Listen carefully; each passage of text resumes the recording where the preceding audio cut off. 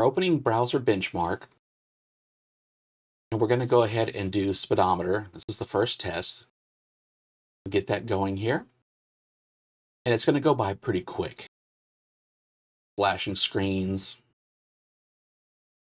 It really does test how quick it can browse the internet. With a score of 45.7, that's pretty impressive for such a small machine. Now let's take a look at a couple of other tests. Let's try Jetstream 2. This is going to measure how quickly the browser can execute code. So we have a score of 481.971. That's pretty good. Let's go on to the next test. The next test we're going to try is MotionMark. This is going to go ahead and put the graphics to the test. Let's see how it does. First thing it's going to want to do is detect the frame rate, which is 60.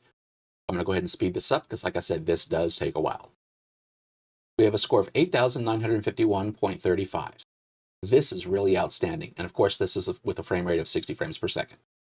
So the next tests that I want to run, I'm going to be using a program called NovaBench. Now, this is going to stress the system itself, and we're going to get some numbers. The main thing I'm looking at here is, once again, the thermal performance as well as the amount of energy used.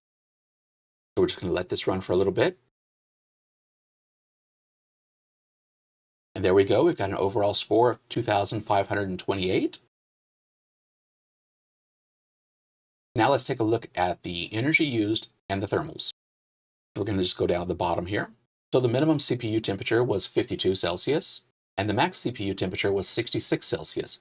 And for the GPU, we have the same thing, 52 Celsius and 66 Celsius. Look at that. This is outstanding. With a minimum of 1 watt and under heavy load, a max of 22 watts. This is amazing. And that's on the CPU. Let's take a look at the GPU too. Again, a minimum of 1 watt, but the max of 15 watts. This is really very efficient. So now let's try this test on the M2 Mac Mini. Now the base model M2 Mac Mini only came with 8 gigs of RAM, not the 16 that the M4 Mac Mini now comes with. So let's see how it does. First, we'll do the speedometer. Wow, and look at that. Only 38.1. The M4 is quite a bit faster. Now let's take a look at a couple other tests now. First, we'll do Jetstream 2. And in Jetstream 2, the M2 Mac Mini only manages a score of 357.501. Okay, now we're going to go ahead and do MotionMark. Now again, we're going to fast forward because this one does take a while. 3,144.32 at 60 frames per second. Now let's run the M2 Mini through NovaBench and see how its thermal performance and power consumption measure up. So the M2 Mac Mini has a total score of 1865. Respectable, but it's not in the same class as the M4 Mac Mini. So let's take a look at those thermals next. So for the thermals for the CPU and GPU, we have 50 and 60 Celsius. And the M1 Mac Mini, for power consumption, a minimum of 1 watt and a maximum of 19 watts. On the GPU side, we have a minimum of 1 watt and a maximum of 10 watts. Now this makes sense. The M4 is ramped up some more, so it probably does use a little bit more, but it's still very efficient, as we saw from our own results. Now the next system I want to test is an M1 Max 64 gigs of RAM. This thing is fully loaded. I want to see how well does the M4 Mac Mini compare to that M1 Max. The M1 Max has a lot more RAM. The M1 Max has a lot more cores, at least on the GPU side. Let's see how interesting this is. Once again, we're going to be using the same tests. So let's go ahead and start with speedometer. Will you look at that? Of the three, the most expensive computer, the M1 Max with 64 gigs of RAM, has the slowest speed at 32.9. Pretty interesting. But wait, let's see how the other tests turn out too. Now we'll go ahead and try Jetstream. The M1 Max gets a score of 331.277. It is kind of interesting, isn't it?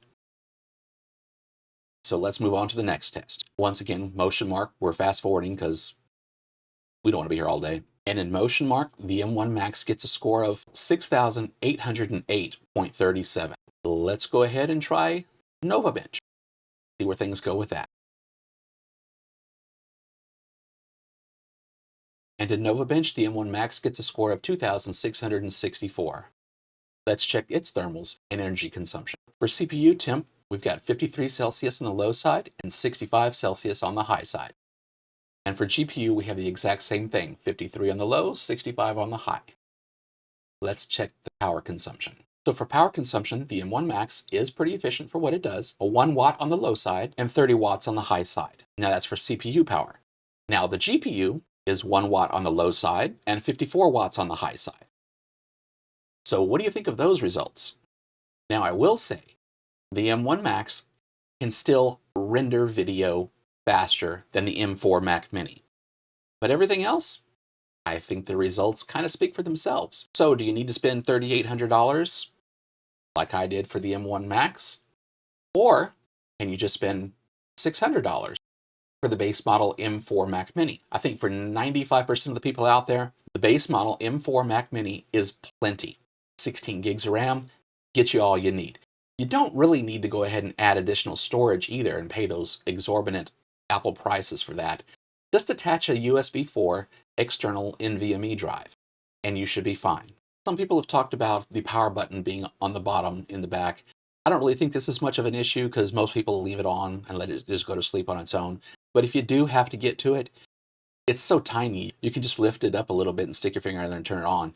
Or you can go on Etsy and there's plenty of 3D printed options that you can attach to this and make it easier to get to. Also, be on the lookout for different docks such as Satechi. They're going to be making docks like for the older Mac Minis, except in the new form factor. Really looking forward to that. Now, the one thing I do not like having the headphone jack on the front. It's not something I use. I would rather have that on the back. But, to each their own. So overall, I think the M4 Mac Mini is the best value out there for any operating system. It's powerful, it's inexpensive, it doesn't take up much room. You probably already have a monitor, keyboard, and mouse, so you don't need to add that. But if you add this, you're adding a powerhouse. Great, and it will be great for many years. So, at least that's my opinion. Let me know your thoughts down below. I'd love to hear from you in the comments. Please consider liking and subscribing. I am trying to grow this channel. As you can see by my numbers, I'm not monetized. I just do this for fun and try to share some tech-related information with everyone. So please consider subscribing, give us a like, hit that bell for notifications. Love to hear the comments, and I'll see you next time. Y'all take care.